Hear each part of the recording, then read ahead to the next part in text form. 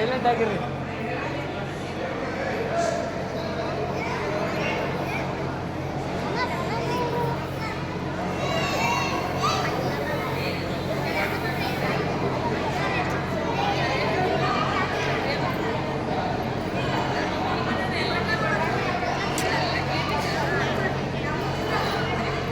ಅಣ್ಣ ಯಾವ ಹುಡುಗರು ಬರೋದು ವಿಡಿಯೋ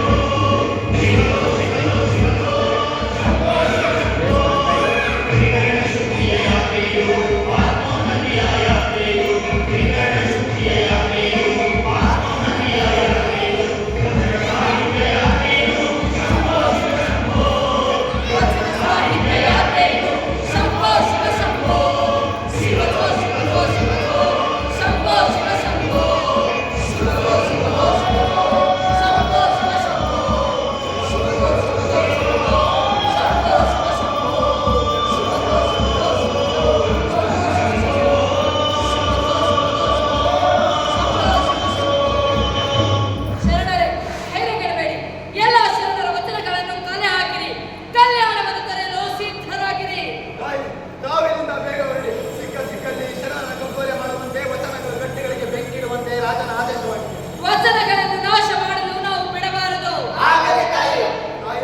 ರಾತ್ರಿ ನಡೆಯಬಾರದು, ನಡೆದೇ ಹೋಯಿತು. ಏನದು ಚಿಕ್ಕಣ್ಣ? ಪ್ರಭು ಬಿಚ್ಚಳರ ಕೊಲೆ. ಪ್ರಭು ಬಿಚ್ಚಳರ ಕೊಲೆ. ಕೊಲೆಯ ಆಪದನೆಯನ್ನು ಶರಣನ್ನು ಹೊತ್ತಿದ್ದಾರೆ ತಾಯಿ. ಏನು ಇದು ಘೋರ ಅನ್ಯಾಯ. ಇದನ್ನು ಪರಿಹರಿಸಲೇಬೇಕು. ತಾಯಿ, ಯುವರಾಜ ಗೋವಿಂದನನ್ನು ಎತ್ತಿ ಕಟ್ಟಿದ್ದಾರೆ. ಸೈನಿಕರು ಶರಣರ ಬೆನ್ನು ಹತ್ತಿದ್ದಾರೆ. ನಾವು ಇಲ್ಲಿಂದ ಬೇಗ ಹೊರಡುವುದೇ ಕ್ಷೇಮ. ಸರಿ, ಹಾಗಾದರೆ ನಡೆಯಿರಿ. ಶರಣರ ಆತ್ಮದಲ್ಲಿರುವ ವಚನ ಸಾಹಿತ್ಯವು ನಾಶವಾದೀತು. ಅದಕ್ಕೆ ನಾವು ಅವಕಾಶ ಕೊಡಬಾರದು. ತಾಯಿ, ನಮಗೇನಾದರೂ ಆಗಲಿ, ಆದರೆ ವಚನದ ಕಟ್ಟಡಗಳನ್ನು ರಕ್ಷಿಸುವುದು ಹೇಗೆ? ಅವರೇನೇ ಮಾಡಲಿ, ಅದಕ್ಕೊಂದು ಪ್ರತಿತಂತ್ರವನ್ನು ಹೂಡಲೇಬೇಕಿದೆ. ವಚನಗಳನ್ನಷ್ಟೇ ಅಲ್ಲ, ನಾವೀಗ ನಮ್ಮ ಆತ್ಮರಕ್ಷಣೆಯನ್ನು ಮಾಡಿಕೊಳ್ಳಬೇಕಿದೆ. ಸಂದರ್ಭ ಬಂದರೆ ಕತ್ತಿಯನ್ನು ಸಹ ಹಿಡಿಯಲು ನಾವು ಸಿದ್ಧರಾಗಿರಬೇಕು. ಈ ವಿಚಾರವನ್ನು ಕೂಡಲೇ ಎಲ್ಲ ಶರಣರಿಗೆ ತಿಳಿಸಿರಿ. ಈ ಕೆಲಸವನ್ನು ನಾನು ಮಾಡುತ್ತೇನೆ ತಾಯಿ. ಆದಷ್ಟು ಬೇಗ ನಾವು ಇಲ್ಲಿಂದ ಹೊರಡಿ. ಈಗಲೇ ನಾವು ನಾಲ್ಕಾರು ಗುಂಪುಗಳಾಗಿ ಬೇರೆ ಬೇರೆ ಕಡೆ ವಚನದ ಕಟ್ಟುಗಳನ್ನು ಸಾಗಿಸೋಣ ತಾಯಿ. ಹೌದು ಹೌದು.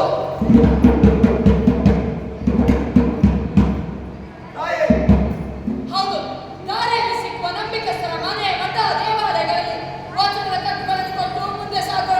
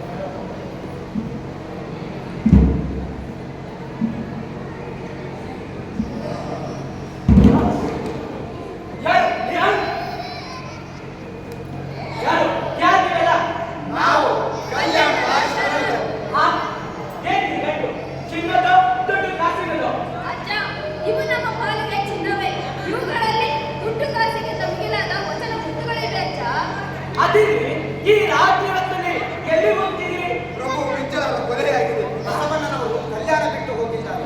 ವಚನದ ಕಟ್ಟುಗಳನ್ನು ರಕ್ಷಿಸಲು ನಾವು ಊರಿಗೆ ಬಂದಿದ್ದೀವಲ್ಲ. ಅದೇ ನಿನ್ ಕತಿ, ಸ್ವಲ್ಪ ಬಿಡಿಸಿ ಹೇಳಪ್ಪ. ಹಾ, ಹೇಳ್ತೀನಿ, ಕೇಳಿ. ಒಂದೇ ಬಣ್ಣ ನಾವು ಒಂದೇ ಬಣ್ಣ, ಒಂದೇ ಬಣ್ಣ ನಾವು ಒಂದೇ ಬಣ್ಣ, ಒಂದೇ ಬಣ್ಣ ನಾವು ಒಂದೇ ಬಣ್ಣ, ಒಂದೇ ಬಣ್ಣ ನಾವು ಒಂದೇ ಬಣ್ಣ. ಬಸವನ ಬೆಳಗಲು ಜಗತ್ತಿಗೆ ಜ್ಯೋತಿಯ ಬೆಳಗಲು, ಬಸವನ ಬೆಳಗಲು ಜಗತ್ತಿಗೆ ಜ್ಯೋತಿಯ ಬೆಳಗಲು, ಒಂದೇ ಬಣ್ಣ ನಾವು ಒಂದೇ ಬಣ್ಣ, ಒಂದೇ ಬಣ್ಣ ನಾವು ಒಂದೇ ಬಣ್ಣ. ನಮ್ಮ ಕಥೆಯಲ್ಲಿರುವ ಕಥಾನಾಯಕಿ ಆಗಲಾಗುತ್ತದೆ. 11ನೇ ಶತಮಾನದ ಬಸವಣ್ಣನವರ ಸಹೋದರಿ. ಅವರ ಹುಟ್ಟೂರು ಬಾಗೇವಾಡಿ. ತಂದೆ ಮಾದರಸ, ತಾಯಿ ಮಾದಲಾಂಬಿಕೆ. ಅವರು ಶೈವ ಬ್ರಾಹ್ಮಣರು.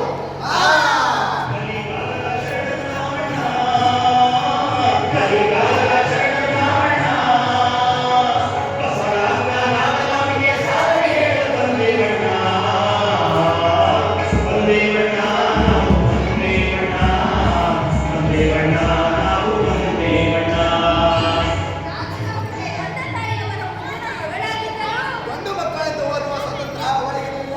ನೀನಾದರೂ ಗಂಡಾಗಬಾರದಿತ್ತೆ ಎಂದು ಅವರ ತಂದೆ ತಾಯಿ ಹೊರಗುತ್ತಿದ್ದರಂತೆ.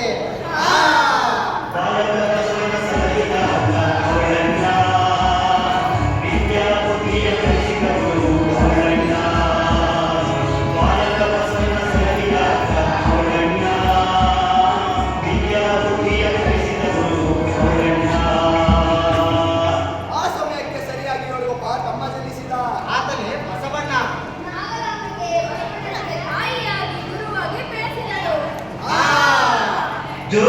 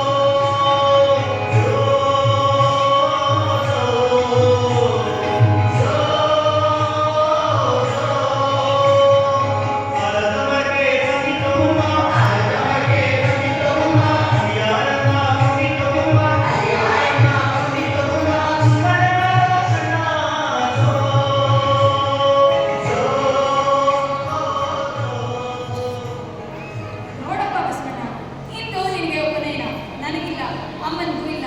ಇನ್ನು ಹೆಣ್ಣು ಗಂಡು ಅನ್ನೋ ತಾರತಮ್ಯ. ಈ ತಾರತಮ್ಯ ಹೋಗಲಾಡಿಸೋ ಪುಣ್ಯಾತ್ಮ ಈ ಭೂಮಿಗೆ ಯಾವಾಗ ತೋರಿಸ್ತಾನೋ ಏನೋ. ಅಕ್ಕ, ನೀನೇಕೆ ಕೊಡುಗೆ? ಹಿಂದೆ ಈ ಪ್ರಶ್ನೆಯನ್ನು ತಂದೆಯ ಬಳಿ ಕೇಳಿ. ಯಾವ ಪ್ರಶ್ನೆ ಬೇಡಪ್ಪ, ಅಪ್ಪ ನನ್ನನ್ನೇ ಬೇಕು. ನೀನು ನಡೆಸು. ಬಾಳಪ್ಪ ಬಸವ, ಬಾ ಕೂತ್ಕೋ. ಅಪ್ಪ, ನಂಗೊಂದು ಪ್ರಶ್ನೆ. ನಿನ್ನ ಪ್ರಶ್ನೆನಿದ್ದರೂ ನನ್ನ ಹೇಳು. ಮೊದಲು ಪುರೋಹಿತರುಗಳನ್ನು ಕೇಳು. ಅಲ್ಲಪ್ಪ, ನನಗಿಂತಲೂ ಮೊದಲೇ ಹುಟ್ಟಿದ ಅಮ್ಮ ಆತನಿಗಿಲ್ಲದ ಈ ಉಪನಯನ ನನಗೇಕೆ? ಶೂದ್ರರ ಹೊಟ್ಟೆಯಲ್ಲಿ ಹುಟ್ಟಿದ ನಾನು ಶೂದ್ರರ.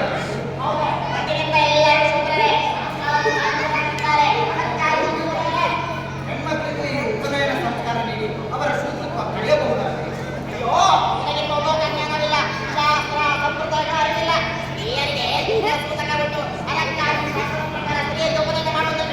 ಬಸವ, ದೊಡ್ಡವರಿಗೆ ಅದೆಲ್ಲ ಪ್ರಶ್ನೆ ಕೇಳಬಾರದು. ಪುರೋಹಿತರೇ, ಕಾರ್ಯ ಮುಂದುವರಿಸಿ.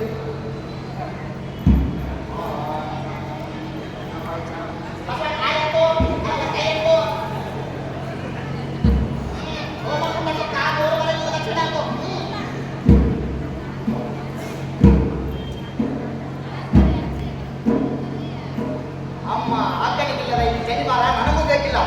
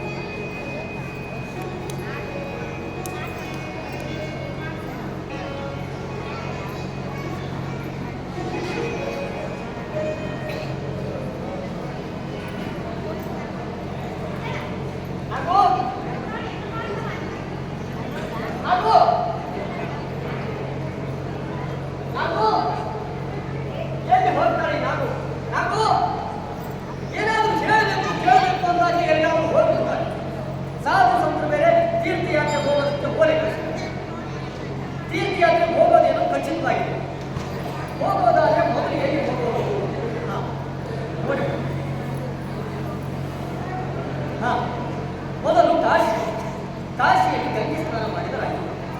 ಅಲ್ಲಿಂದ ರಾಮೇಶ್ವರದಲ್ಲಿ ಒಂದು ವಿಚಾರ ಸಂಕಿರಣವನ್ನು ಮುಗಿಸಿಕೊಂಡು ಹೋಮ ಮಾಡಿಸಿದರಾಯಿತು.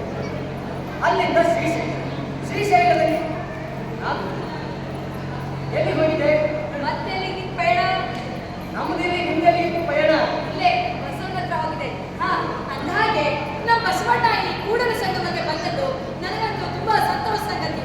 ಹೌದು, ನಮ್ಮ ಬಸವಣ್ಣ ಗುರುಕುಲದ ಇತರ ಒಟ್ಟುಗಳಿಗಿಂತ ಮಹಾಮೇಧಾವಿ ಎಂದು ಎಲ್ಲರೂ ಮಾತನಾಡುತ್ತಿದ್ದಾರೆ. ಅಷ್ಟೇ ಅಲ್ಲ, ಇಲ್ಲಿಗೆ ಬರುವ ಅನೇಕ ವಿದ್ವಾಂಸರುಗಳೇ ಬೆಳಗಾಗುವಂತಹ ಪ್ರಶ್ನೆಗಳನ್ನ ಕೇಳ್ತಾರೆ. ನಮ್ಮ ಬಸವಣ್ಣ. ಹೌದು, ಈಗಂತೂ ಯಾರ ಬಾಯಲ್ಲಿ ಕೇಳಿದ್ರು ಬಸವಣ್ಣ ಬಸವಣ್ಣ ಬಸವಣ್ಣ. ಅಗೋ, ಇದು ತಮ್ಮ ಬಸವಣ್ಣನೇ ಬಂದನಲ್ಲ. ಹಾ ಬಸವಣ್ಣ, ನಿನಗೆ 100 ವರ್ಷ ಆಯಿತು. ಆ ಬಸವಣ್ಣ, ನಿನ್ನ ವಿದ್ಯೆ ಜ್ಞಾನದ ಬಗ್ಗೆನೇ ಮಾತನಾಡ್ತಿದ್ವಿ. ಬಸವಣ್ಣನಾಗಿ ಬಂದ್ಮೇಲೆ ನೀನು ಬಸವಣ್ಣ ಜೊತೆ ಸೇರ್ಕೊಂಡು ತುಂಬಾ ಕಲ್ತಿದೆಯಲ್ವೇ? ಹೌದು, ಇನ್ನೋ ಕಾರಣಕ್ಕೆ ಹುಟ್ಟಿದೂರಲ್ಲಿ ಕಲಿಯುವ ಅವಕಾಶ ನನಗಿರಲಿಲ್ಲ. ಆದರೆ ಇಲ್ಲಿ ಹಾಗಿಲ್ಲ. ಇಲ್ಲಿ ಈಗಲೇ ನನಗೆ ಗುರು. ಅಕ್ಕ, ಬಾಲ್ಯದಲ್ಲೇ ನನ್ನೊಳಗೆ ವಿಚಾರದ ಜ್ಯೋತಿಯನ್ನು ಬೆಳಗಿಸಿದ ಗುರುಮಾತೆ. ಇದಕ್ಕೆಲ್ಲ ಕಾರಣ ಅಂದು ನಾನು ಕೇಳುತ್ತಿದ್ದ ಪ್ರಶ್ನೆಗಳಿಗೆ ನೀನು ಕೊಡುತ್ತಿದ್ದ ಉತ್ತರ. ಅಂದಹಾಗೆ ಈ ವರ್ಷದ ಪದವಿ ಪ್ರದಾನ ಸಮಾರಂಭಕ್ಕೆ ಮಂಗಳಗಡೆಯ ಬಲದೇವ ಮಂದಿರಗಳು ಆರಂಭಿಸುವ ಹೌದೇ ಬಸವಣ್ಣ? ಅಂದು ನೀವು ಮಾವ ಇಬ್ಬರು ಬರಬೇಕು. ನಾನೇನೋ ಬರೋಣಪ್ಪ, ಆದರೆ ನಿಮ್ಮ ಮಾವ ಬರುದೇ ಅನುಮಾನ. ಏಕೆ ಮಾವ, ನೀವು ಬರೋದಿಲ್ಲ? ಇಲ್ಲ, ಕಾಶಿ ರಾಮೇಶ್ವರ ತೀರ್ಥಕ್ಷೇತ್ರ ಅಂತಂದು ಧರ್ಮದ ಅರಿವು, ದೇವರ ಬಗ್ಗೆ ಚಿಂತನ ದೇವರು ಧರ್ಮ ಇಲ್ಲಿಲ್ಲ. ಈ ಗುರುಕುಲಕ್ಕೆ ಅನೇಕ ಜಿಜ್ಞಾಸುಗಳು ಬಂದು ಧರ್ಮದ ಚಿಂತನ ಮಂಥನ ನಡೆಸಿದರು. ತೀರ್ಥಕ್ಷೇತ್ರಗಳ ಹುಚ್ಚು ಹೀಗೆ ಅಕ್ಕನ ಜೊತೆ ಇಲ್ಲಿಯ ಚಿಂತನ ಮಂಥನದಲ್ಲಿ ಭಾಗವಹಿಸಬಾರದು. ಬಸವಣ್ಣ, ನಿಮ್ಮ ಮಾವನ ಬಗ್ಗೆ ನಿನಗಿನ್ನೂ ಸರಿಯಾಗಿ ತಿಳಿದಿಲ್ಲವಪ್ಪ. ಅವರಿಗೆ ದೇವರು, ಧರ್ಮ, ಚಿಂತನ ಮಂಥನ ಬೇಕಿಲ್ಲ. ಪ್ರವಾಸ ಬೇಕು. ಆಧ್ಯಾತ್ಮದ ಬಗ್ಗೆ ಸ್ವಲ್ಪವೂ ಆಸಕ್ತಿ ಇಲ್ಲ. ಕೇಳಿದೀನಪ್ಪ ನೀನು ಅಕ್ಕನ ಮಾತನ್ನ. ನನಗೆ ಆಧ್ಯಾತ್ಮದ ಬಗ್ಗೆ ಹಸಿವಿಂದ ಹೋಗಿದ್ದೆ. ನಾನು ಯಾಕಪ್ಪ ಸಾಧು ಸಂತರ ಜೊತೆ ತೀರ್ಥಯಾತ್ರೆ ಹೋಗ್ತಿದ್ದೆ? ಅವ ತೀರ್ಥಕ್ಷೇತ್ರಗಳ ಪ್ರವಾಸ ಮಾಡುವವರು ದೇವರನ್ನು ಎಲ್ಲಿ ಬೇಕಾದರೂ ಕಾಣಬಹುದು. ಸಾಕಪ್ಪ ಸಾಕು. ಅಕ್ಕ ತಮ್ಮ ಇಬ್ರು ಒಂದೇ ಗಡಿ ಪಡೆದು ನಿಮ್ಮನ್ನು ವಾದದಲ್ಲಿ ಸೋಲ್ಸಕ್ಕಾಗತ್ತಾ? ನಾನು ಹೋಗ್ತೀನಿ. ಅವ ಅವ ಹೋಗಿ ಬಿಡು ಬಸವಣ್ಣ, ನೀನ್ ಬಾಯ್ಲಿ. ನಿನ್ನೆ ನೀನೇನೋ ದೇವರ ಬಗ್ಗೆ ಹೇಳ್ತಿದ್ದೀರಲ್ಲ, ಏನದು? ದೇವರು ಎಲ್ಲೆಲ್ಲೂ ಇರುವಂತಹ ಶಕ್ತಿ. ಅದು ಸರ್ವಜ್ಞ, ಸರ್ವಶಕ್ತ, ಸರ್ವಾಂತರಯಾಮಿ, ನಿರಾಕಾರ. ಅಂತಹ ದೇವರನ್ನು ನಮ್ಮ ಕಣ್ಣುಗಳಿಂದ ನೋಡಲು ಸಾಧ್ಯವೇ? ಅದಕ್ಕಾಗಿಯೇ ಸಾಕಾರ ಕಲ್ಪನೆ, ಮೂರ್ತಿ ಪೂಜೆಯ ಆರಾಧನೆ ಬಂದದ್ದು. ಈ ಸಾಕಾರವೇ ಪೂಜಾರಿ ಪುರೋಹಿತರಿಗೆ ವರದಾನವಾದರೆ ಭಕ್ತರಿಗೆ ಶಾಪವಾಗಿದೆ. ಅದಕ್ಕಾಗಿಯೇ ಆ ನಿರಾಕಾರ ದೇವರ ಸಂಕೇತವಾಗಿ ಈ ಇಷ್ಟಲಿಂಗವನ್ನು ಧರಿಸಿದೆ. ಇಷ್ಟಲಿಂಗ ಏನಿದು ಬಸವಣ್ಣ? ಇದು ಪಿಂಡಾಂಡ ಬ್ರಹ್ಮಾಂಡದ ಸಂಕೇತ. ಈ ಲಿಂಗದೊಳಗೆ ಪಿಂಡಾಂಡದ ತತ್ವ ಅಡಗಿದ್ದರೆ ಇದರ ಹೊರಕವಚವು ಬ್ರಹ್ಮಾಂಡದ ತತ್ವವನ್ನೇ ಸಂಕೇತಿಸುತ್ತದೆ. ಇದನ್ನು ಯಾರು ಬೇಕಾದರೂ ಮುಟ್ಟಿ ಪೂಜಿಸಬಹುದೇ? ಓಹೋ, ಬಡವ, ಶ್ರೀಮಂತ, ಹಿಂದುಳಿದವ, ಮುಂದುವರಿದವ, ಸ್ತ್ರೀ, ಪುರುಷ ಎನ್ನದೆ ಇದನ್ನು ಯಾರು ಬೇಕಾದರೂ ಮುಟ್ಟಿ ಪೂಜಿಸಬಹುದು. ಅಕ್ಕ, ಇದನ್ನು ಜಗದಗಲ ಮುಗಿಲಗಲ ನಿಗೆಯಗಲ ನಿಮ್ಮಗಲ ಪಾತಾಳದಿಂದಲೇ ಅತ್ತತ್ತ ನಿಮ್ಮ ಶ್ರೀಚರಣ, ಬ್ರಹ್ಮಾಂಡದಿಂದಲೇ ಅತ್ತತ್ತ ನಿಮ್ಮ ಶ್ರೀಮಕುಟ, ಅಗಮ್ಯ ಅಗೋಚರ ಅಪ್ರತಿಮಲಿಂಗವೇ ಕೂಡಲ ಸಂಗಮ ದೇವಯ್ಯ, ಎನ್ನ ಕರಸ್ಥಳಕ್ಕೆ ಬಂದು ಚಿಲುಕಾಗಿವೆಯ. ಅಕ್ಕ, ಬಹುದಿನದ ನನ್ನ ಶೋಧನೆಯ ಫಲ. ನಿನ್ನ ಶೋಧನೆ ಮೆಚ್ಚುವಂತದ್ದೇ ಬಸವಣ್ಣ. ದೇವರ ಬಗೆಗೆ ನಿನ್ನ ವಿವರಣಾ ಪದ್ಯವೇ ಸರಳ, ಸುಂದರ, ಅರ್ಥಗರ್ಭಿತ. ಇದು ಪದ್ಯವಲ್ಲ, ವಚನ. ಇದನ್ನು ಗದ್ಯವಾಗಿಯೂ ಹೇಳಬಹುದು, ಪದ್ಯವಾಗಿಯೂ ಆಡಬಹುದು. ಅಂದು ನಿನಗೆ ಜನಿವಾರ ಸಂಸ್ಕಾರವಿಲ್ಲವೆಂದು ಅದನ್ನೇ ಬೆಂಕಿಗೆ ಸಿಗುತ್ತೆ. ನೀನಂದು ಹೇಳಿದೆಯಲ್ಲ, ಸ್ತ್ರೀಯರಿಗೆ ಧಾರ್ಮಿಕ ಸ್ವತಂತ್ರ ಇಲ್ಲ, ಅವಳು ದೇವರನ್ನು ಮುಟ್ಟಿ ಪೂಜೆ ಮಾಡುವ ಆ ಅವಕಾಶವನ್ನು ಹೇಗೆ ಕಲ್ಪಿಸುವುದು ಎಂದು ಚಿಂತಿಸಿದೆ. ಈಗ ಬಂದಿದೆ. ಏನು ಅವಕಾಶವಿದೆ? ನಾನು ನನ್ನ ದೇವರನ್ನು ನೀನು ಒಪ್ಪಿಕೊಂಡರೆ ಇಷ್ಟಲಿಂಗ ದೀಕ್ಷೆಯ ಮೂಲಕ ನಿನ್ನ ದೇವರನ್ನು ನೀನೇ ಮುಟ್ಟಿ ಪೂಜಿಸಬಹುದು. ಇದಕ್ಕಿಂತ ಪುಣ್ಯದ ಕಾರ್ಯ ಇನ್ನೇನು ಬೇಕು? ನೀವೇ ನನಗೆ ಗುರುವಾಗಿ ಇಷ್ಟಲಿಂಗ ದೀಕ್ಷೆ ನಿರ್ವಹಿಸಿದರೆ ನನಗಿಂತ ಭಾಗ್ಯಶಾಲಿ ಯಾರು? ಬಸವಣ್ಣ, ಶ್ರೀಗುರುದ ಉದ್ಧಾರ ಮಾತ್ರವಲ್ಲ, ಮರುಗಳ ಉದ್ಧಾರಕ್ಕೂ ನಿನ್ನಿಂದಾಗಲಿ. ಶ್ರೀ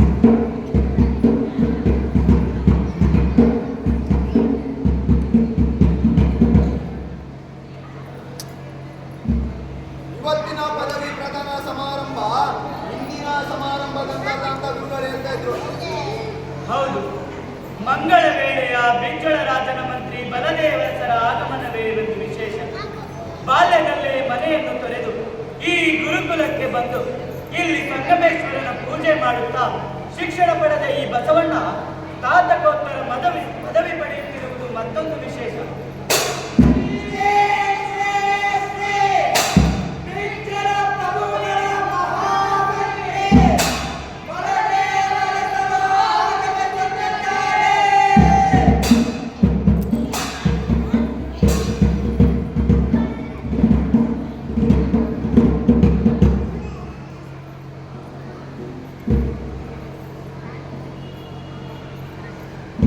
ಬಲದೇವರ್ಸರೆ, ಈ ಮಗು ಯಾರು?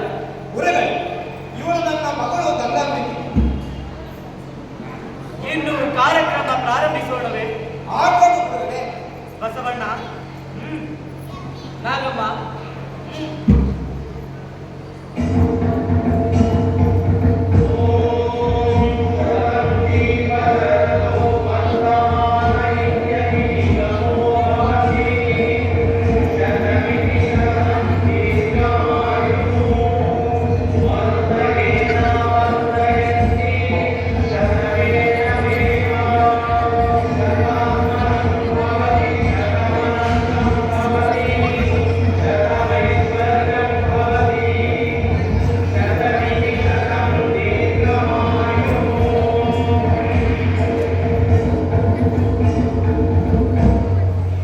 ಬಸವಣ್ಣ,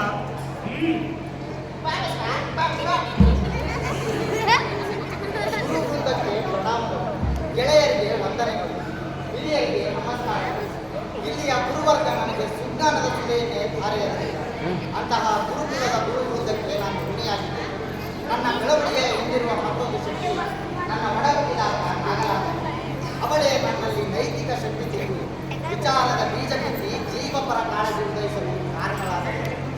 ಈ ಸಂಗಮೇಶ್ವರನ ಸನ್ನಿಧಿ, ಇಲ್ಲಿಯ ಪ್ರಶಾಂತ ವಾತಾವರಣ, ತುಂಬಿ ಹರಿಯುತ್ತಿರುವ ಕೃಷ್ಣೆ ಫಲಪ್ರಭೆ ನದಿಯ ಸಂಗಮ, ನನಗೂ ಅಭಿಮಾನಂತಹ ಹಲವು ಗೆಳೆಯರಿಗೆ ಚಲನಶೀಲತೆಯನ್ನು ತಂದಿದೆ, ಸ್ಥಾವರತ್ವವನ್ನು ಒಡೆದೋಡಿಸಿದೆ. ಅಂತಹ ಗುರುಕುಲದ ಗುರುವೃಂದಕ್ಕೂ ಹಾಗೂ ತಮ್ಮೆಲ್ಲರಿಗೂ ಕೃತಜ್ಞತೆ ತಿಳಿಸಿ ನನ್ನ ಮಾತುಗಳಿಗೆ ಮಂಗಳ ಹಾಡಿ ಶರಣು ಶರಣಾರ್ಥಿ. ನಾನಿಂದು ಪ್ರತಿಭಾನ್ವಿತ ತೇಜೋಮೂರ್ತಿಯೊಬ್ಬರನ್ನ ನೋಡಿ ಅವರ ಮಾತುಗಳನ್ನು ಕೇಳಿ ಮಂತ್ರಮುಗ್ಧನಾಗಿದ್ದೆ. ಇಲ್ಲ, ಇಂಥ ಯುವ ಪ್ರತಿಭೆ ಪ್ರಭು ಪಿಜ್ಜಳರ ಆಸ್ಥಾನದಲ್ಲಿ ಇರಬೇಕೆನ್ನುವುದು ನನ್ನ ಬಯಕೆ. ಇವರು ಒಪ್ಪೋದಾದರೆ ಪ್ರಭು ಪಿಜ್ಜಳರ ಗಮನಕ್ಕೆ ವಿಷಯವನ್ನು ನಾನು ತರುತ್ತೇನೆ. ನನಗೆ ಈ ಅವಕಾಶ ಕಲ್ಪಿಸಿದ ಗುರುಕುಲದ ಗುರು ಹಿರಿಯರಿಗೆ ಹಾಗೂ ಸಂಘಟಕರಿಗೆ ಕೃತಜ್ಞತೆ. ಬಲದೇವರ್ಸರೆ, ನಮ್ಮ ಗುರುಕುಲದ ಬೆಳಕು ಬಸವಣ್ಣ, ಅವನೊಂದು ಮಾಣಿಕ್ಯ. ಅವನೇ ಹೇಳಿದಂತೆ ಅವನ ಅಕ್ಕ ನಾಗರಾಂಬಿಕೆ ಎಲೆ ಮರಿಯ ಕಾಯುತ್ತಿದ್ದು ಈ ಜ್ಯೋತಿ ಬೆಳಗಲು ಎಣ್ಣೆ ಬತ್ತಿಯಾದವಳು.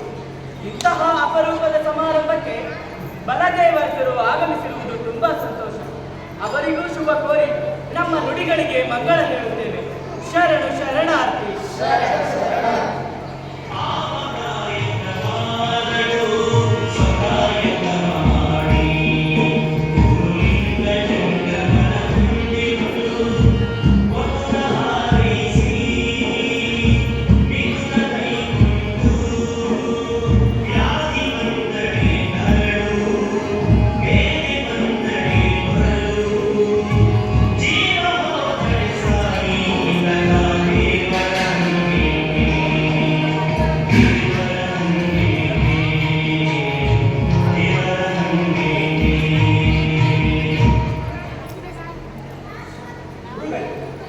ಬಸವಣ್ಣನನ್ನು ಪ್ರಭು ಪಿಜ್ಜಳರ ಆಸ್ಥಾನದಲ್ಲಿ ಸೇವೆ ಸಲ್ಲಿಸಬೇಕೆಂಬ ನನ್ನ ಬಯಕೆಗೆ ನಾನು ಏನೂ ಹೇಳಲಿಲ್ಲ. ಬಸವಣ್ಣ ಎಷ್ಟೇ ವಿನಯವಂತನಾಗಿದ್ದರೂ ಕೆಲವು ವಿಷಯಗಳಲ್ಲಿ ಹಠವಾದಿ. ಕಾಯಕವೇ ಕೈಲಾಸ ಎನ್ನುವುದು ಅವನ ಸಿದ್ಧಾಂತ. ನಿಮಗೊಂದು ಗುಟ್ಟನ್ನು ಹೇಳಬೇಕು. ಗುಟ್ಟೆ ಅದೇನು ಗುರುಗಳೇ? ಬಸವಣ್ಣ ಬಾಗೇವಾಡಿಯ ಮಾದರಸ ಮಾದಲಾಂಬಿಕೆಯ ಸುಪುತ್ರ. ಮಾದರಸ ಮಾದಲಾಂಬಿಕೆ ಬಾಲ್ಯವಾಗಿ. ಹಾಗಾದರೆ ಅವನು ನನ್ನ ಸೋದರನೇ ಆಗಿರಬೇಕು. ಅವನು ಹುಟ್ಟುವ ಮೊದಲೇ ನಾನು ಮಂಗಳ ವೇಳೆಗೆ ಬಂದ. ಆತನ ಅಕ್ಕನನ್ನು ಇಲ್ಲೇ ಪಕ್ಕದಲ್ಲಿರುವ ಬ್ರಹ್ಮಪುರಿಯ ಶಿವದೇವಯ್ಯ ಎನ್ನುವರಿಗೆ ಕೊಟ್ಟು ಮದುವೆ ಮಾಡಿದ್ದಾರೆ. ಗುರುಗಳೇ, ಆಕೆಯ ಪರಿಚಯವು ನನಗಿಲ್ಲ. ಗುರುಗಳೇ,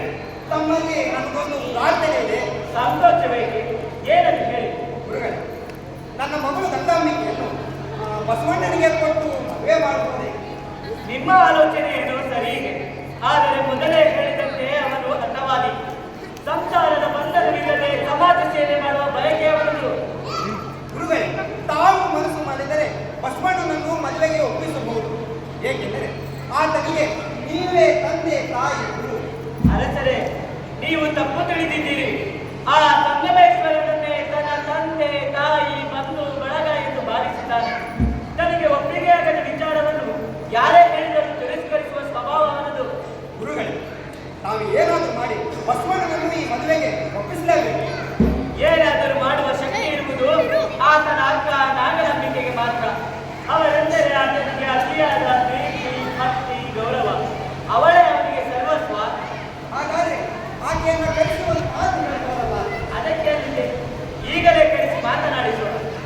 ರಾಮಾಚಾರಿ, ಅಕ್ಕ ನಾಗಮ್ಮನನ್ನು ಬರಗಳು. ಗುರುಗಳೇ, ಆತ ಆಕೆಯ ಮಾತನ್ನು ಕೇಳದಿದ್ದರೆ ಮುಂದೆ ತಾವು ನಿರಾಶರಾಗುವ ಅಗತ್ಯವಿಲ್ಲ. ಬಾ ತಾಯಿ, ಇವರ ಪರಿಚಯವಿದೆ. ಹಿಂದೆ ಪದವಿ ಪ್ರದಾನ ಸಮಾರಂಭದಲ್ಲಿ ಇವರನ್ನು ನೋಡಿದುಕೊಳ್ಳುವ ನಿನಗೊಬ್ಬ ಮಾವ ಇದ್ದನೆಂಬ ಸಂಗತಿ ನೆನಪಿದೆ. ನನಗೆ ಕೇಳಲೇ ಇದ್ದೇವ. ನಾನು ಹುಟ್ಟುವ ಮೊದಲೇ ಅವರು ಪ್ರಭು ಕಿಚ್ಚರದ ಆಸ್ಥಾನ ಸೇರಿದರೆಂದು ನನ್ನ ತಾಯಿ ಹೇಳಿದರು. ಈ ಬಲದೇವರ್ಸರೇ ನಿಮ್ಮ ಮಾವ. ಗುರುದೇವ, ನೀವು ಹೇಳುತ್ತಿರುವುದು ಅನುಮಾನ ಬೇಡ ತಾಯಿ.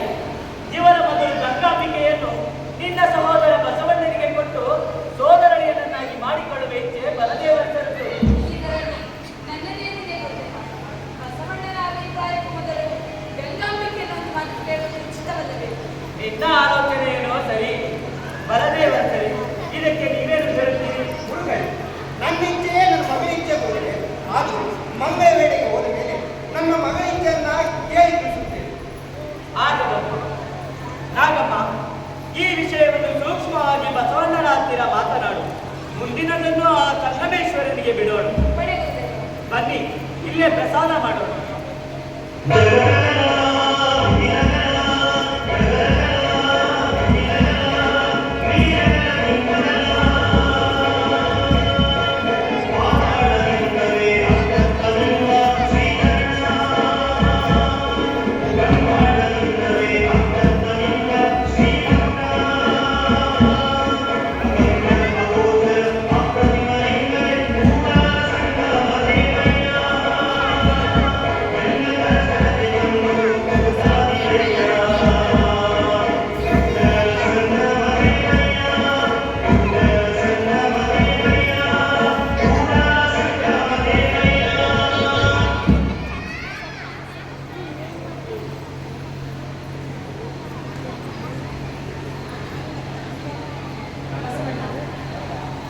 ಗುರುಗಳು ನಿನ್ನಲ್ಲಿಗೆ ಮುಖ್ಯವಾದ ವಿಷಯವನ್ನು ಪ್ರಸ್ತಾಪಿಸಲು ಆದೇಶ ಮಾಡಿದ್ದಾರೆ. ನೀನು ನಿನ್ನ ಮುಂದಿನ ಬದುಕನ್ನು ಕಟ್ಟಿಕೊಳ್ಳಲು ಪ್ರಭು ವಿಚ್ಚಲರ ಆಸ್ಥಾನ ಸೇರಬೇಕೆಂಬುದೇ ಗುರುಗಳ ಆದೇಶ. ಗುರುಗಳ ಆದೇಶಗಳ ಬದಲಾಗಿ ಬಲದೇವರಸರ ಅಪೇಕ್ಷೆಯೇ ಇರಲಿ.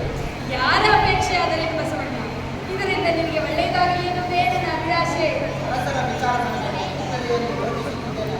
ಇದರಲ್ಲಿ ಯೋಚನೆ ಮಾಡುವುದೇನಿಲ್ಲಪ್ಪ. ಬಲದೇವರಸರು ನಮಗೆ ಮಾವನಾಗಬೇಕು, ಅಲ್ಲದೆ ಅವತ್ತಿನ ಹೆಸರನ್ನೇ ಗಳಿಸಿದ್ದಾರೆ. ಹೆಸರು ಗಳಿಸುತ್ತಿದ್ದೇವೆ, ವಿಚಾರಗಳ ಹೊಂದಾಣಿಕೆಯಾಗುತ್ತಿದೆ. ಈ ವಿಚಾರಗಳ ತಾಕಲಾಟದಿಂದ ತಾನೇ ನಾನು ಮನೆಗೆ ಹೋಗಬೇಕು. ಬಸವಣ್ಣ, ಇಂದಿನೆಂದು ಈಗ ನೆನೆಸಿಕೊಂಡು ಏನು ಉಪಯೋಗ? ನೀನು ಹಾಗೆ ಮನೆ ಬಿಟ್ಟು ಬಂದಿದ್ದರಿಂದಲೇ ತಾನೆ ನೀನು ನೀನಾಗಿರುವುದು. ಏನೇ ಅವರು ಪ್ರಭುತ್ವದ ಜೊತೆ ಹೊಂದಾಣಿಕೆ ಮಾಡಿಕೊಳ್ಳಲು ಮನಸ್ಸು ಬಾರದು. ಪ್ರಭುತ್ವ ನಿನ್ನ ಕಾರ್ಯಗಳಿಗೆ ಅಡ್ಡಿ ಬಂದಾಗ ತಾನೆ ಹೊಂದಾಣಿಕೆ ಪಡೆದಿವರು. ಏನಾಗುವುದೋ ಎಂದು ಈಗ ಯೋಚಿಸುವುದು ಸರಿಯಲ್ಲ ಬಸವಣ್ಣ. ನೀವಿಬ್ಬರು ಇಲ್ಲೇ ಇರುವುದು ಒಳ್ಳೆಯದಾಯಿತು.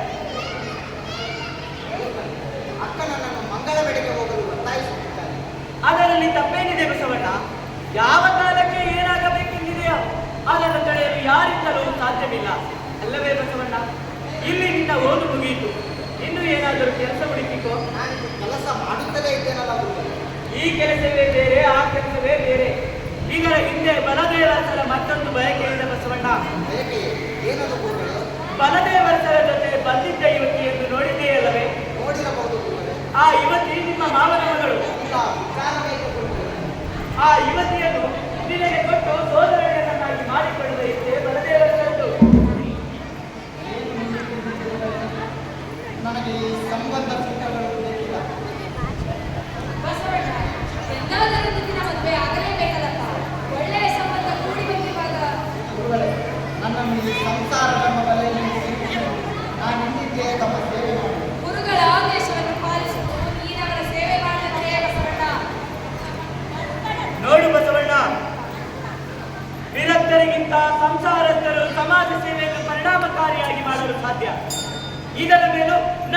ಆದೇಶ, ನಿಮ್ಮ ಅಕ್ಕನ ಆಶಯವನ್ನು ಉದ್ದಿಗೊಳಿಸುವೆಯಾ? ಇದರ ಮೇಲೆ ನಿನ್ನಿಚ್ಛೆಯನ್ನು ಬದಲಾಯಿಸಲು ನಾವ್ಯಾರು? ಗುರುಗಳೇ, ನನ್ನ ತಂದೆ ತಾಯಿ ಬಂಧು ಬಳಗದೋಪಾದಿಯಲ್ಲಿರುವ ನೀವೇಶ್ವರಗೊಂಡರು ನನಗಿನ್ನು ಗತಿಯಾಗುವುದಿಲ್ಲ. ತಮ್ಮ ಮನಸ್ಸಿಗೆ ನೋವುಂಟು ಮಾಡುವ ಇಚ್ಛೆಯನ್ನಿಲ್ಲ. ತಮ್ಮ ಅಪ್ಪಣೆಯಂತೆಯೇ ಆಗುವುದು. ಆದರೆ ಏನು ಆದರೆ? ಅಕ್ಕನು ಮಂಗಳ ಬೆಳಗ್ಗೆ ನನ್ನೊಂದಿಗೆ ಬಂದು ಅಲ್ಲೇ ಇರುವಂತಾಗಿದೆ. ಅದನ್ನು ನಾವೇ ಹೇಳಬೇಕಿದೆ. ಹೇಳು ಬಸವಣ್ಣ. ನಾಗಮ್ಮ, ಈ ವಿಷಯವನ್ನು ಸೂಕ್ಷ್ಮವಾಗಿ ಬಸವಣ್ಣನ ಹತ್ತಿರ ಮಾತನಾಡು. ಮುಂದಿನದನ್ನು ಆ ಸಂಗಮೇಶ್ವರನಿಗೆ ಬಿಡೋದು. ಕಣೆ ಗುರುದೇವ.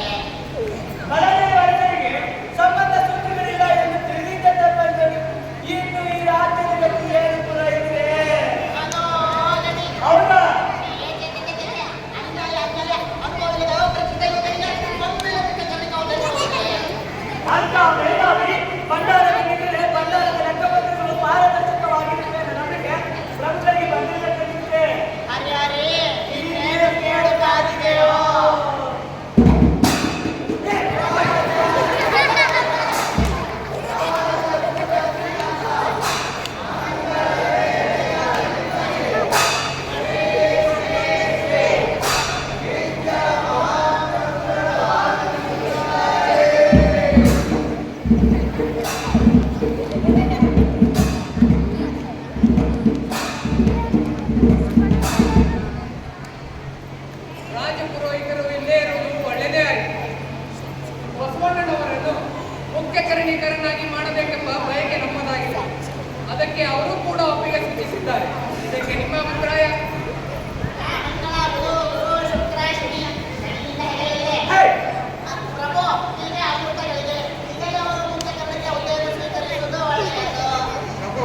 ಮಾಡುವ ಕಾಯಕ ಮುಖ್ಯವಾದದ್ದು ಮುಹೂರ್ತವಲ್ಲ. ಪ್ರಭು,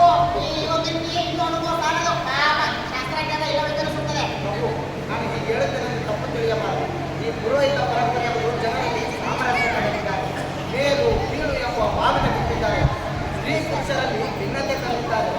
ನೋಡಿ ಪ್ರಭು, ತಮ್ಮೆದ್ರೆ ವೇದ ಶಾಸ್ತ್ರ ನಿಂದಿಸುವ ಇವನು ನಾಳೆ ನಿಮಗೆ ಮೂಡಾಗಬಹುದು. ವೇದ ಶಾಸ್ತ್ರ ಅಧ್ಯಯನ ಮಾಡಿದರೆ ಇರಲಿ ಬಿಡಿ, ಅವರ ಮಾತುಗಳನ್ನು ನೀವು ಮನಸ್ಸಿಗೆ ಹಚ್ಕೊಳ್ಳೋದು ಬೇಡ.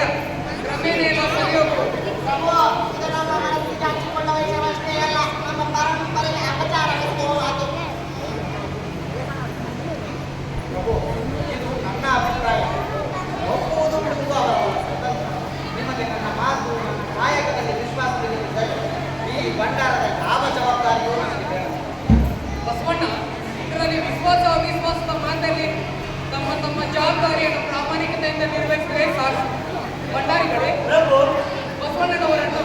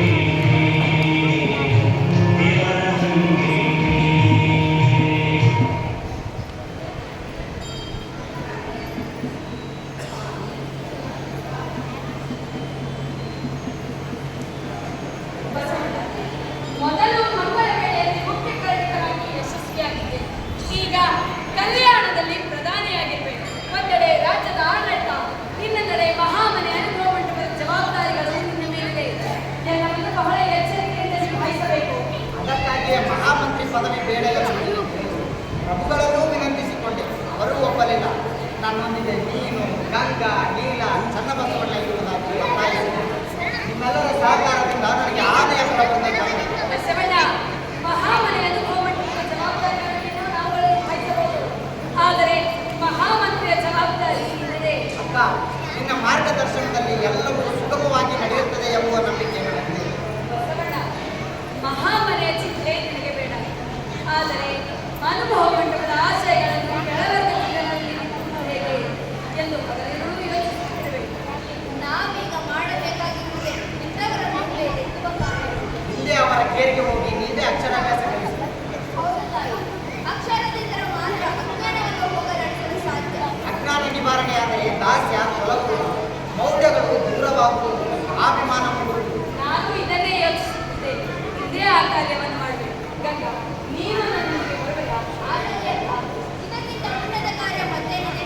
ನೀನು ಬಸವಣ್ಣನವರಿಗೆ ಮಾತ್ರ ತಾಯಿ ಬಿಟ್ಟು ಅಲ್ಲ, ನಮಗೂ ತಾಯಿ ಮತ್ತು ಗುರು. ಮೆಚ್ಚುಗೆ ಹೊಗಳಿಕೆ ಮಾತ್ರ ಸಾಕು. ಮಾಡಬೇಕಾದ ಕಾರ್ಯ ಸಾಗರದಷ್ಟಿದೆ. ಹಿಂದೆ ಕೆಳವರ್ಗದ ಕೇರಿಗೆ ಹೋಗಿ ಅಲ್ಲಿರುವ ಜನರಲ್ಲಿ ಅಕ್ಷರದ ಅರಿವನ್ನೇ ಮೂಡಿಸೋಣ.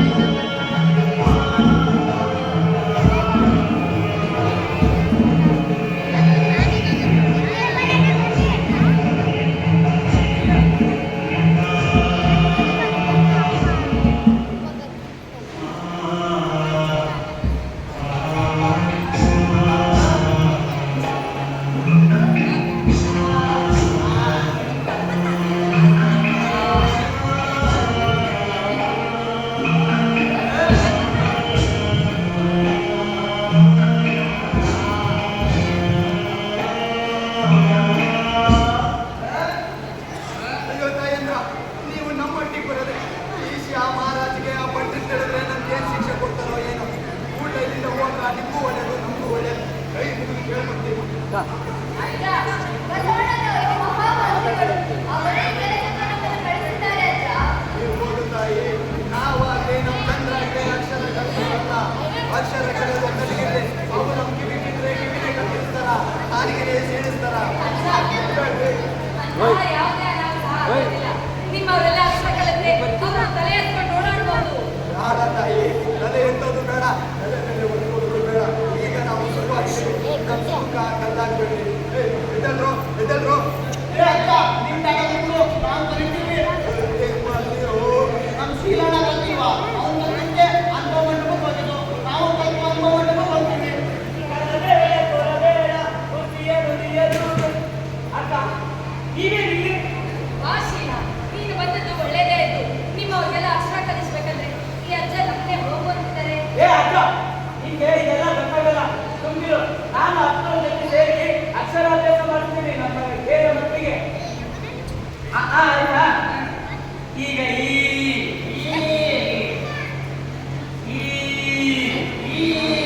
ಬನ್ನಿರಿ ಹೋಗೋಣ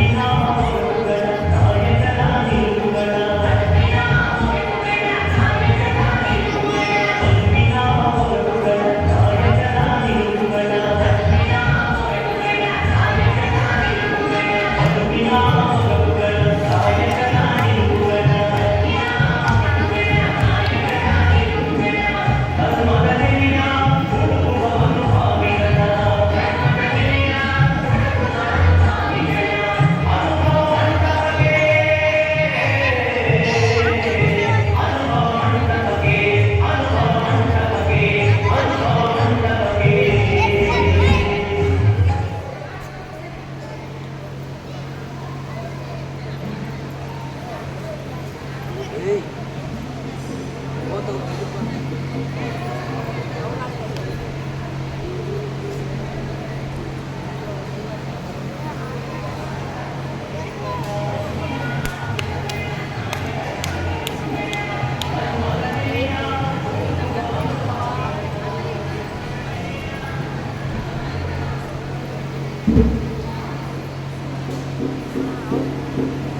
ಅನುಭವ ಮಂಟಪ ಸರ್ವಶರಣರ ಭಾವೈಕ್ಯತೆಯನ್ನು ಎತ್ತಿ ಹಿಡಿಯುವ ಕೇಂದ್ರ. ಇಲ್ಲಿ ಜಾತಿ, ಮತ, ಲಿಂಗ, ದೇಶ, ಭಾಷೆಯ ಭೇದವಿಲ್ಲ. ಅಂತರಂಗ ಬಹಿರಂಗ ಶುದ್ಧಿಯನ್ನು ಹೇಗೆ ಕಾಯ್ದುಕೊಳ್ಳಬೇಕೆಂಬುದಕ್ಕೆ ಇಲ್ಲಿಯ ಶರಣ ಶರಣೆಯರ ನಿತ್ಯ ಬದುಕಿನ ವಿಧಾನವೇ ಸಾಕ್ಷಿಯಾಗಿದೆ. ಈ ಮಂಟಪದ ಮೂಲಕ ಕಾಯಕ ದಾಸೋಹವನ್ನು ಎತ್ತಿ ಹಿಡಿಯಲಾಗಿದೆ. ಇಲ್ಲಿಯ ಇಷ್ಟಲಿಂಗದ ಮಹತ್ವವನ್ನು ಅರಿತ ಶರಣರು ಗುಡಿಗಳ ಹಂಗಿನಿಂದ ಹೊರಬಂದು ತಮ್ಮ ದೇಹವನ್ನೇ ದೇವಾಲಯವಾಗಿಸಿಕೊಂಡಿದ್ದಾರೆ. ಶೀಲದ ಬಗ್ಗೆ ಇದ್ದ ಸಾಂಪ್ರದಾಯಿಕ ಅಭಿಪ್ರಾಯಕ್ಕೆ ಹೊರತಾಗಿ ಇದ್ದುದಕ್ಕೆ ವಂಚನೆ ಮಾಡಿಕೊಂಡು ಇಲ್ಲದಿದ್ದುದಕ್ಕೆ ಕಡನ ಹೇಳದಿತ್ತು ಪರಜನ ಪರಸೊತ್ತಿಗೆ ಉದ್ದೇಶೀಲ ಎಂದು ಚನ್ನಬಸವಣ್ಣ ಹೇಳಿರುವುದು ಯೋಗ್ಯವಾಗಿದೆ. ಅನುಭವ ಮಂಟಪದ ಕಾರ್ಯಚಟುವಟಿಕೆಗಳಿಗೆ ಗೌರವ ತಂದವರು ನಾಗರಾಂಬಿಕೆ ತಾಯಿ. ಈ ತಾಯಿ ಮಹಾಬಲಿಯ ಕೇಂದ್ರ ಶಕ್ತಿ. ಈ ತಾಯಿ ಹಿಂದುಳಿದ ಕೇರಿಗಳಿಗೆ ಹೋಗಿ ಜನರಲ್ಲಿ ಅಕ್ಷರಾಭ್ಯಾಸ ಮಾಡಿಸುತ್ತಿರುವುದು ಬಹುದೊಡ್ಡ ಕಾರ್ಯ. ಹೌದು, ಪ್ರಭುದೇವರ ಅಭಿಪ್ರಾಯ ಸತ್ಯವಾಗಿದೆ. ಹೌದು, ಎಳೆಗೆ ಹಾಲುಗಳನ್ನು ಮುಕ್ಕಿದವರು ಪರಿಣಾಮವ ತೋರಿದವರು ನಾಗರಾಂಬಿಕೆ ತಾಯಿ. ಅವರಿಲ್ಲದಿದ್ದರೆ ಮಹಾಮನೆಯ ದಾಸೋಹ ಸೇವೆ ವ್ಯವಸ್ಥಿತವಾಗಿ ನಡೆಯಲು ಕಷ್ಟ ಸಾಧ್ಯವಾಗಿದೆ. ಅಷ್ಟೇ ಅಲ್ಲ, ಬಸವನ ಬೆಳೆಸಿದ ಗುರುಮಾತೆ ನಡೆದು ಗುರುಮಾತೆ ನನ್ನ ಬದುಕಿಗೆ ಬೆಳಗಾದವರು ಅಕ್ಕ ನಾಗರಾಂಬಿಕೆ. ನಿಮಗಷ್ಟೇ ಅಲ್ಲ, ಈ ಅನುಭವ ಮಂಟಪದ ಚೇತನವೇ ಅವರು. ಅವರಿಂದಾಗಿಯೇ ಕೆಳವರ್ಗದ ಜನರು ಇಲ್ಲಿಗೆ ಬರುವಂತಾಗಿದೆ. ಈ ವಿಷಯವನ್ನು ಇಲ್ಲಿಗೆ ಬಿಡೋಣ. ಇಂದು ಅನುಭವ ಮಂಟಪದಲ್ಲಿ ಮಾತೋದ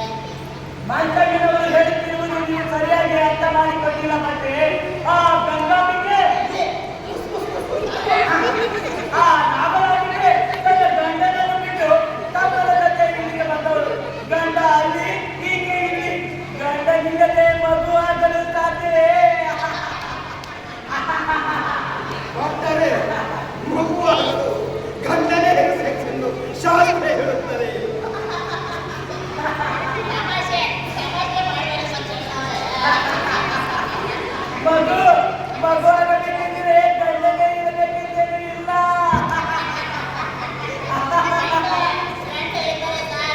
ಯಾಕೋ?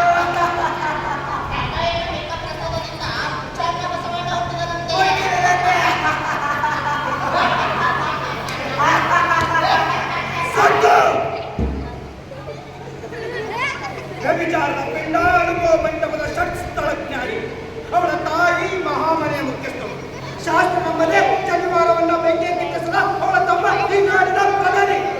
ಇವರೇ ಹೀಗಾದ್ರೆ ಇನ್ನು ಶರಣ ಶರಣೆಯರು ಲೋಹರ ಕಕ್ಕೆಯ, ಚೂರ ಚಕ್ಕೆಯ, ಸೂಳೆ ಸಂಕವೇ, ದೋಸೆ ಪಿಂಡವೇ, ಮಂಡದ ಮಾವೆಯ, ಇವರು ಶರಣರು ಶರಣೆಯರು. ಆ ಬಸವಣ್ಣ ಈ ಶರಣರ ಶರಣ ಮಹಾಶರಣ.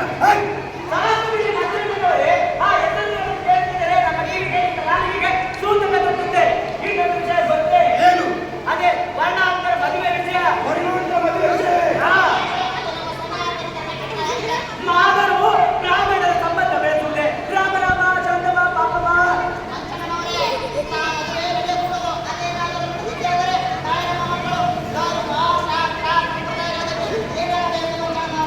ಮಂಜಣ್ಣನವರೇ, ಇದನ್ನು ತಡೆಯುವ ಶಕ್ತಿ ಇರುವುದು ನಿಮ್ಮಮ್ಮರಿಗೆ ಮಾತ್ರ. ಆ ಅನಿಷ್ಟ ಕಾರ್ಯ ನಡೆದರೆ ಜನರು ರಾಜನಿಂದ ಬಂಡಿರುವುದನ್ನು ತಮ್ಮಗಳಿಗೆ ಕಿವಿ ಹೇಳಬೇಕು. ನಾವು ಜನರನ್ನು ಏಕೆ ಬಿಟ್ಟುಕೊಡುತ್ತೇವೆ? ನಾವು ಈಗಲೇ ಒಂದಾಗಿ ಪ್ರಭುಗಳಿಗೆ ವಿಷಯವನ್ನ ತಿಳಿಸೋಣ. ಸಾಕ್ಷಿದೆ.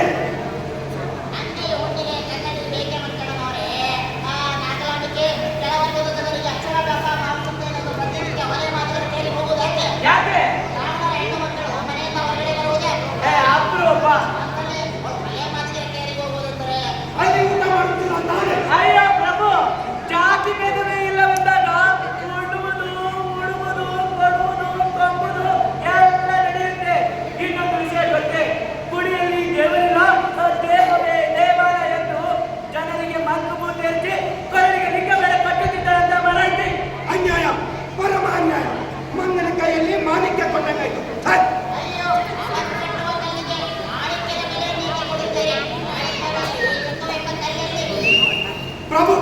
ಪ್ರಭುಗಳಿಗೆ ಹೇಳಲು ಒಳ್ಳೆಯ ವಿಷಯ ಸಿಕ್ಕಂತೆ ಅವಳ ಅನುಭವ ಮಂಟಪದಲ್ಲಿ ನಡೆಯುವ ಅವಾಂತರ ಇವನ್ನೆಲ್ಲ ಬರೆದಿಟ್ಕೊಳ್ಳಿ.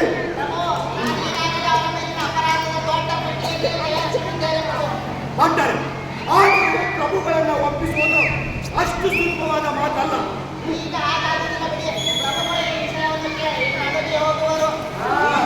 ಹಾಗೆ ನಿಮ್ಮ ಶಾಸ್ತ್ರ ನನ್ನ ಶಾಸ್ತ್ರ ಎರಡೂ ಕೂಡಿದರೆ ಏನ್ ಬೇಕಾದರೂ ಮಾಡಬಹುದು.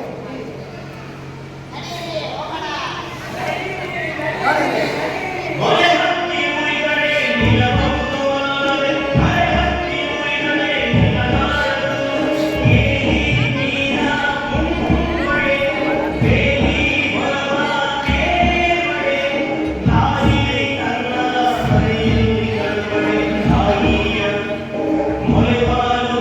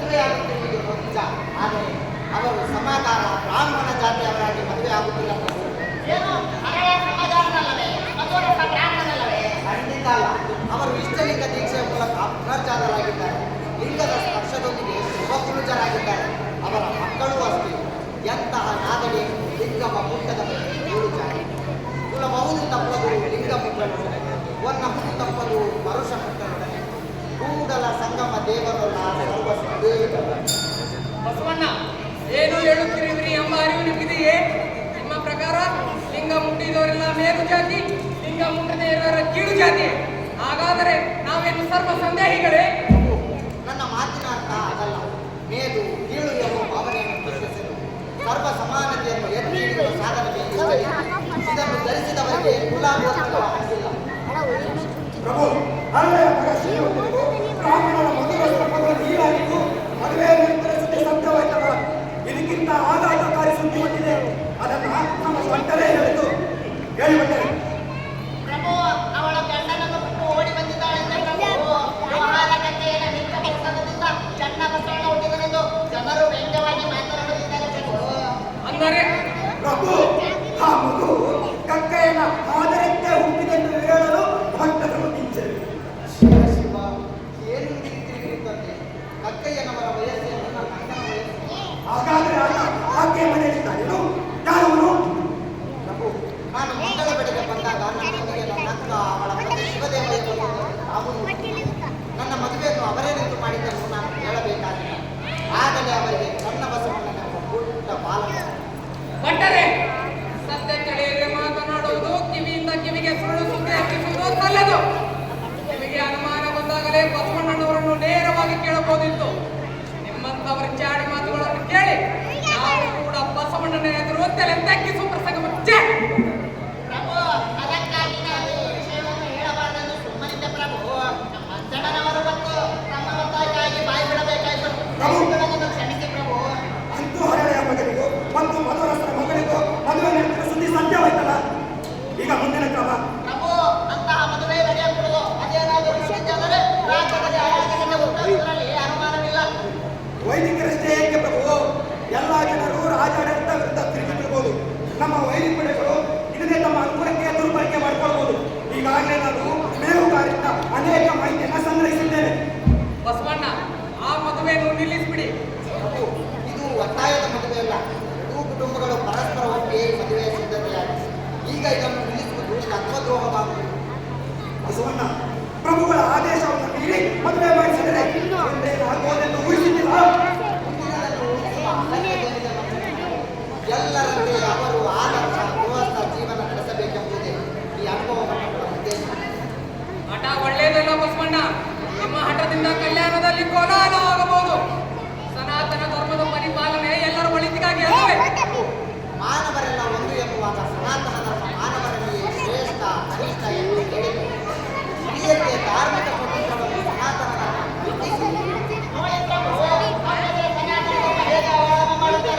ಪ್ರಭು, ಸನಾತನವಾದದ್ದು ಎಂದು ಎಲ್ಲದಕ್ಕೂ ಒಪ್ಪಬೇಕಾಗಿಲ್ಲ. ಮಾನವರಲ್ಲಿ ಮದುವೆಯಾಗುವುದು ತಪ್ಪಲ್ಲ.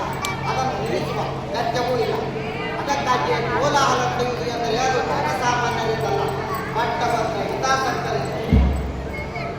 ಆದರೂ ಇನ್ನೊಮ್ಮೆ ಯೋಚಿಸಿ ನೋಡಿ ಬಸವಣ್ಣ. ಅದೇ ಮದುವೆ ನಾಳೆ ನಿಮ್ಮ ವಿಶ್ವಾಸಕ್ಕೆ ಅಡ್ಡಿಯಾಗಬಹುದು. ಪ್ರಭು, ಈ ಮದುವೆ ನಮ್ಮ ವಿಶ್ವಾಸಕ್ಕೆ ಎಂದೂ ಅಡ್ಡಿಯಾಗದು. ಸಾರ್ವಜನಿಕರ ಹಿತ ಕಾಪಾಡದಿದ್ದರೆ ಅಂತ ಅಧಿಕಾರ ಇದ್ದು ಪ್ರಯೋಜನವಾಗುವುದು. ಅಧಿಕಾರದಲ್ಲಿದ್ದಾಗ ಎಲ್ಲರೂ ಆದರ್ಶಗಳನ್ನು ಹೇಳುವರು. ಒಮ್ಮೆ ಅಧಿಕಾರದಿಂದ ಹೊರಬರಲಿ, ಆಗ ಆದರ್ಶಗಳು ಎಲ್ಲ ಕಳಿಸಿ ಬೀಳುವುದು. ಏನೆಂಬುದನ್ನು ಬಲ್ಲ ಪ್ರಭು, ಈ ಅಧಿಕಾರದ ಆಸೆಯಿಂದಲೇ ಇವರು ಯಾರು ಸುಳ್ಳುತ್ತಾರೆ? ಸುಖ ಬಂದರೆ ಪುಣ್ಯದ ಫಲವೆಂದು, ದುಃಖ ಬಂದರೆ ಪಾಪದ ಫಲವೆಂದು ಕೂಡಲ ಸರ್ವಜ್ಞ. ಹಠ ಬೇಡ ಬಸವಣ್ಣ. ರಾಜ ಪ್ರಜಾಭಿಪ್ರಾಯಕ್ಕೆ ಮನ್ನಣೆ ಕೊಡಲೇಬೇಕು. ರಾಜನ ಆದೇಶವನ್ನು ಯಾರು ಉಲ್ಲಂಘಿಸಲಾಗದು. ಪ್ರಭು, ನನಗೆ ಅಧಿಕಾರಕ್ಕಿಂತ ಆದರ್ಶ ಮುಖ್ಯ. ನಿಮ್ಮ ಅಧಿಕಾರವನ್ನು ನಾನು ಒಪ್ಪಿಸುತ್ತಿದ್ದೇನೆ. ತೆಗೆದುಕೊಳ್ಳಿ ನಿಮ್ಮ ಅಧಿಕಾರವನ್ನು.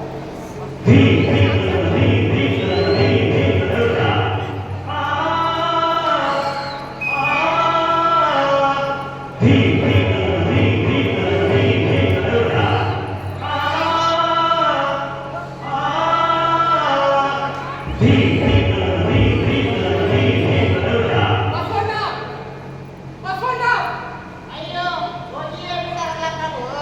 ಇನ್ನು ಮಹಾವೈಭವದಲ್ಲಿ ಯಾರಿಗೆ?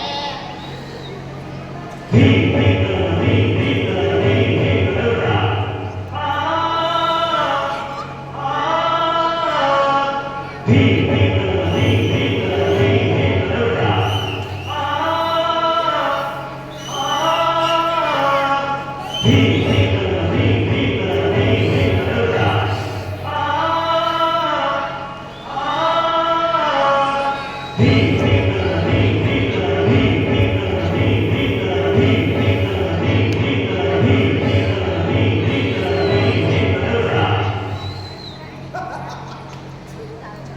ಇನ್ನೇನಿದ್ದರೂ ನಮ್ಮದೇ ಆದ ಆ ಬಸವಣ್ಣ ಕಾಲ ಮುಗಿಯಿತು.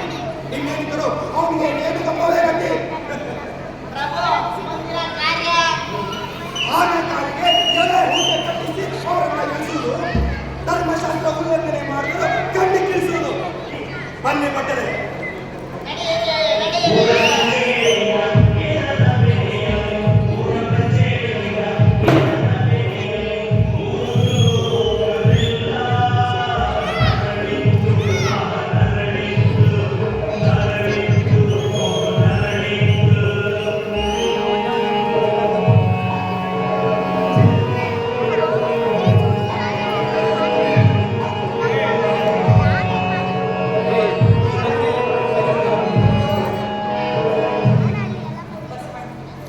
ನೀನೇ ಹೀಗೆ ಧೈರ್ಯಗೆಟ್ಟರೆ ನಮಗೆ ಗತಿಯಾದ ಏನಾಗುವುದೋ ಆಗಲಿ.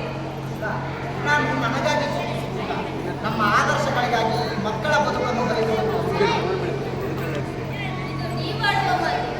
ಆದರ್ಶಕ್ಕಾಗಿ ಅಧಿಕಾರವನ್ನೇ ತ್ಯಜಿಸಿದ ನೀವು ನನಗೆ ಅಧಿಕಾರಕ್ಕಿಂತ ಆದರ್ಶ ಮುಖ್ಯ ನಿಜ.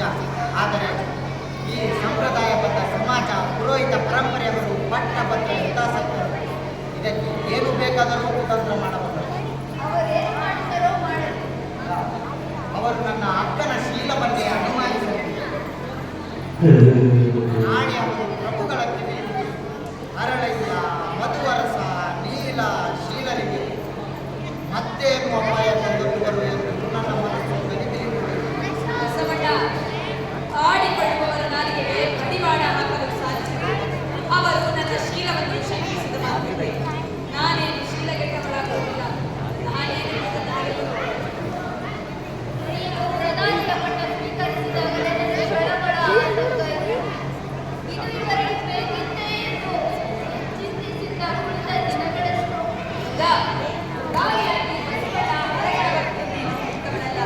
ಹಾಗಂತ ರಾಜ್ಯಕ್ಕೆ ನ್ಯಾಯ ಒದಗಿಸಲು ಇದ್ದವಿಲ್ಲ. ಲಿಂಗಪೂಜೆ ನಿಲ್ಲಿಸಿಲ್ಲ. ಇದೆಲ್ಲ ನಡೆದಿದೆ ಅಂದ್ರೆ ಎಲ್ಲ ಕಾರಣ ನೀವು. ನಾವು ನಿಮಿತ್ತ ಮಾತ್ರ, ನಿಮ್ಮ ಸಂಪರ್ಕವೇ ಇದಕ್ಕೆಲ್ಲ ಕಾರಣ. ನೀವು ಸಹಕಾರ ಕೊಡದಿದ್ದರೆ ಈ ಬಸವಣ್ಣ ಎಂದೋ ಹೇಳ ಹೆಸರಿಲ್ಲದಂತಾಗುತ್ತದೆ. ನೀನೇ ಹೇಳಿ ಬಸವಣ್ಣ, ನಿನ್ನ ಕಾರಣಕ್ಕಾಗಿ ನಾನು ಗೌರವವನ್ನು ಮಾಡುತ್ತೇನೆ. ಈಗ ನಾನು ಏನು ಮಾಡಬೇಕೆಂಬುದು ನಿನ್ನ ಅಭಿಪ್ರಾಯ? ಮೊದಲು ಆ ಮಕ್ಕಳ ಮದುವೆ ಮಾಡೋಣ. ಏನಾಗುತ್ತೋ ಆಗಲಿ. ಹಾಗೆ ಎಲ್ಲರೂ ಸೇರಿ ಅವರ ಕಲ್ಯಾಣವನ್ನು ಅನುಭವ ಮಂಟಪದಲ್ಲಿ ನೆರವೇರಿಸಿದ್ದಾರೆ. ಆಗಲಿ. ಅಂಜಿನಡೆ ಮಾಡಲು ಅಡುಗಿನಡೆ ಮಾಡಲು ಪಂಚ ಪಂಚರೊಳಗೆ ಈ ಕಡೆ ಮಾಡಲು ತಪ್ಪಲು ಹೋರಾಟವಿಲ್ಲ. ತಪ್ಪುಲತೆಗೆ ಬಂದರೆ ಆಗದು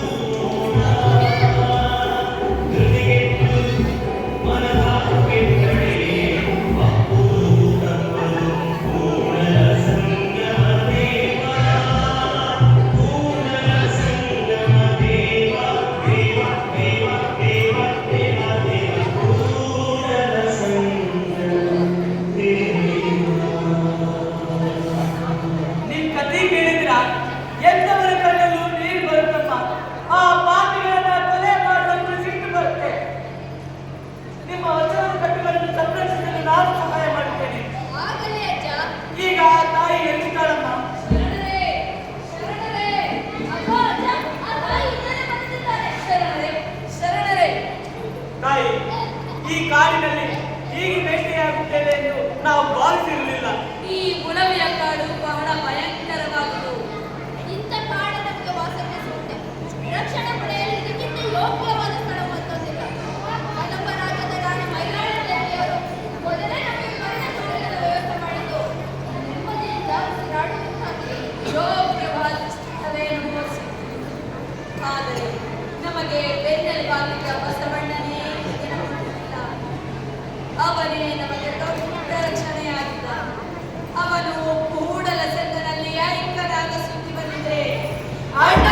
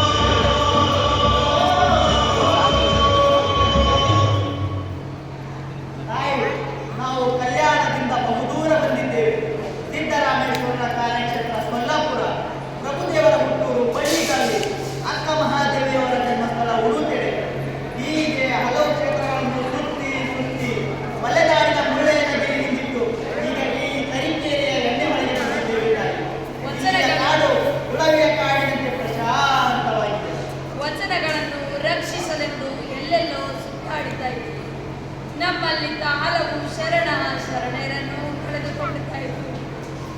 ಬಸವಣ್ಣ ಕಲ್ಯಾಣ ಬಿಟ್ಟು ಹೋಗಬೇಡಿ ಎಂದು ನಿಜ್ಜಳ ಪ್ರಭುಗಳು ಅಂಗದಾಚಿ ಬೇಡಿಕೊಂಡರು. ಬಸವಣ್ಣನವರು ಕೇಳಿದ್ದರೆ ಆಗುವುದೆಲ್ಲ ಆಗಿ ಹೋಗಿದೆ. ಈಗ ಅದರ ಬಗ್ಗೆ ಹಳಹಳಿಸಿ ಏನು ಉಪಯೋಗ? ಬಸವಣ್ಣ ಕಲ್ಯಾಣ ಬಿಟ್ಟು ಹೋದ ಮೇಲೆ ಕಲ್ಯಾಣದ ಬಣ್ಣ ಬದಲಾಯಿತು. ಕಲ್ಯಾಣದ ಪ್ರಣತೆ ಒಡೆದು ಚೂರಾಯಿತು. ನಮ್ಮ ಇದುವರೆಗಿನ ಪರಿಶ್ರಮ ಸಾರ್ಥಕವಾಗಿದೆ. ದಿನದಿಂದ ದಿನಕ್ಕೆ ಈ ಎಣ್ಣೆ ಹೊಳೆಯ ಅನುಭವಕ್ಕೆ ಧರ್ಮಾಸಕ್ತರು ಬರುತ್ತಿದ್ದಾರೆ. ಆಗಬಹುದು. ನನಗೀಗ ಮೊದಲಿನಂತೆ ಪ್ರಯಾಣ ಮಾಡಲು ಆಗುವುದಿಲ್ಲ. ನಾನು ಹಿಂದೆ ಶರಣರ ಸೇವೆ ಮಾಡಿದೆ. ಆಗಬಹುದು ತಾಯಿ, ನಾವು ಹೀಗೆ ಜ್ಞಾನದಾಸರ ಕಾಯಕವನ್ನು ಮಾಡಬಹುದು. ಆಗಬಹುದು. ಈಗಾಗಲೇ ವಚನದ ಕಟ್ಟುಗಳು ಭಕ್ತರ ಮನೆ ಮಠ ದೇವಾಲಯಗಳನ್ನು ಸೇರಿದ್ದಾಗಿದೆ. ಅವುಗಳ ಪ್ರತಿ ಮಾಡಿಸಿ ಬೇರೆ ಜನರಿಗೆ ತಲುಪಿಸುವ ಕಾರ್ಯ ಮಾಡಬೇಕೇ. ಈ ವಿಚಾರದಲ್ಲಿ ನಾವೇ ನಿಮಗೆ ಮಾರ್ಗದರ್ಶನ ಮಾಡಬೇಕು ತಾಯಿ. ಮಾರ್ಗದರ್ಶನ ಮಾಡುವ ಶಕ್ತಿ ಈ ಎರಡು ನನ್ನಲ್ಲಿ ಉಳಿದಿಲ್ಲ. ಏಕೆ ತಾಯಿ ನಮ್ಮಲ್ಲೂ ನಿರಾಶೆ? ನನಗೀಗ ಬಸವಣ್ಣ ಚಂದ ಬಸವಣ್ಣ ಕರೆದಂತಾಗಿದೆ. ಕೂಡಲ ಸಂಗಮ ಉಳವಿಯ ನೆನಪು ನನ್ನನ್ನು ಕಾಡುತ್ತದೆ. ನನಗೀಗ ಸಂಪೂರ್ಣ ವಿಶ್ರಾಂತಿ ತೆಗೆದುಕೊಂಡು ನೀವೇ ಹೊರಡಿ.